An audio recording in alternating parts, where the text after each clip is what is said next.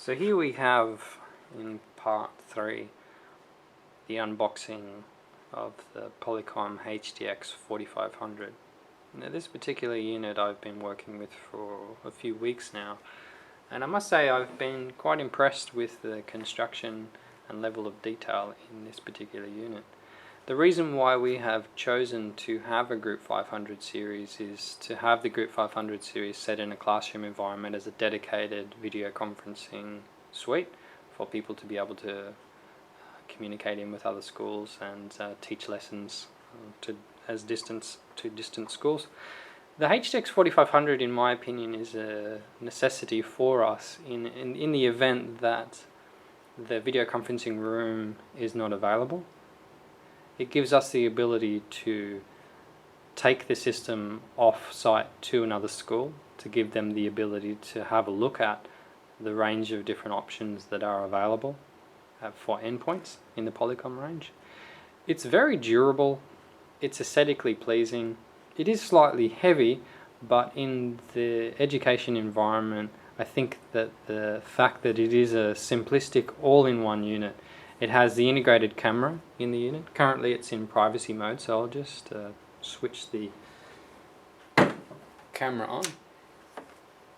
So the privacy mode is just your ability to be able to switch the unit off and not have anybody ring into the unit if you're deciding to use the unit as a monitor, because it can display content via your PC to this monitor if you choose to use it that way.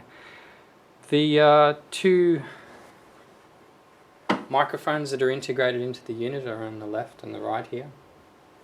There's also speakers that are built into the unit, which is nice. The unit is capable of 1080p 30 frame a second video. The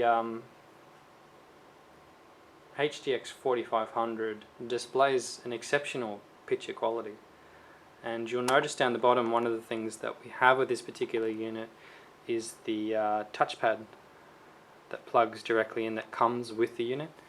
The touchpad is nice in the sense that it has very simplistic controls, and for an end user that may or may not be used to video conferencing systems, I think it is important to have the simplicity of usage.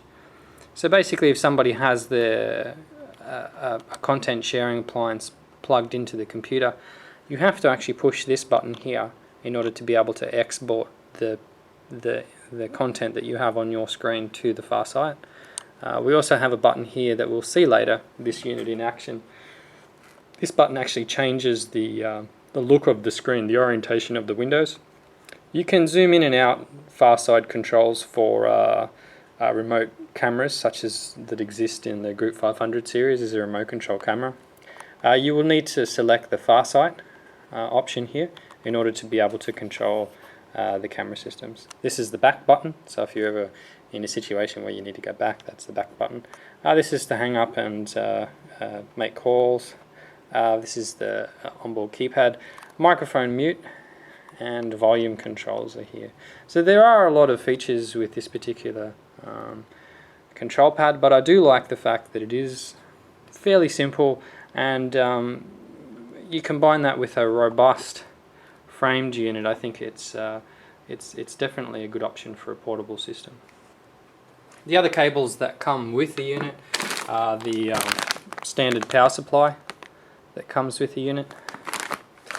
We also again have quite a long Ethernet cable with orange tips to it, so you can identify it.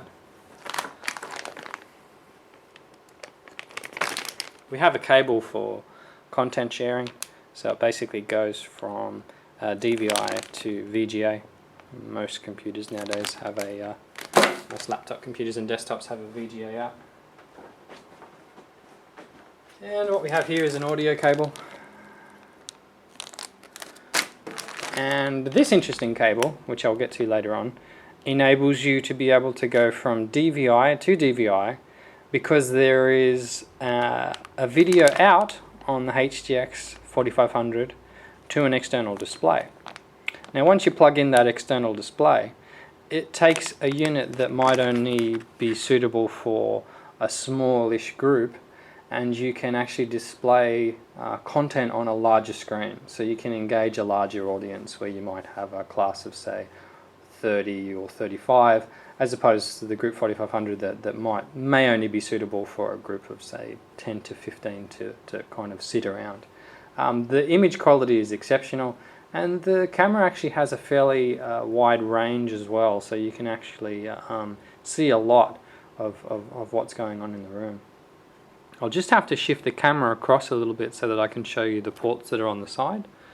So we'll move this across here, and then we'll start to talk a little bit about the actual nuts and bolts of this system. So on the right hand side we have the power button here, we have brightness controls, there are microphone and audio headphone jack here.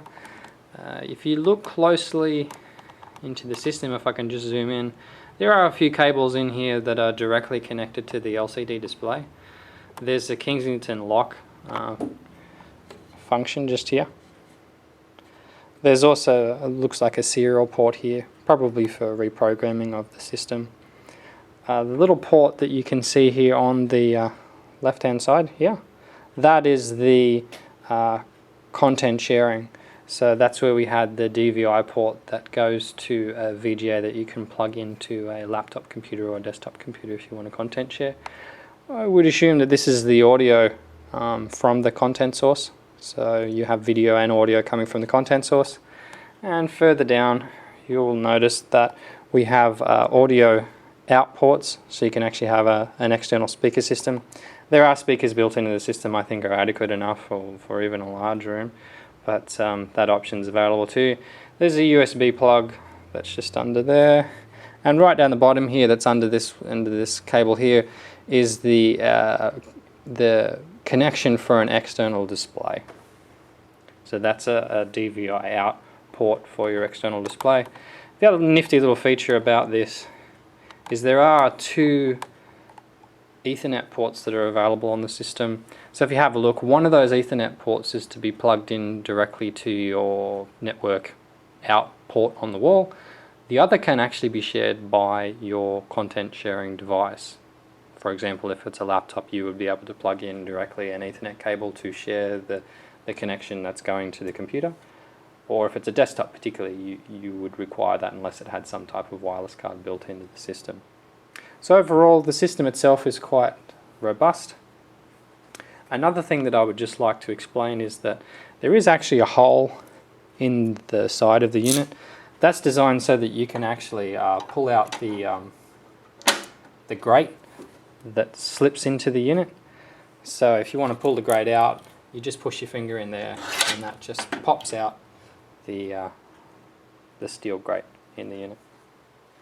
So as I mentioned before, the unit is very aesthetically pleasing. It is quite heavy, but that's okay for us in particular as a portable unit.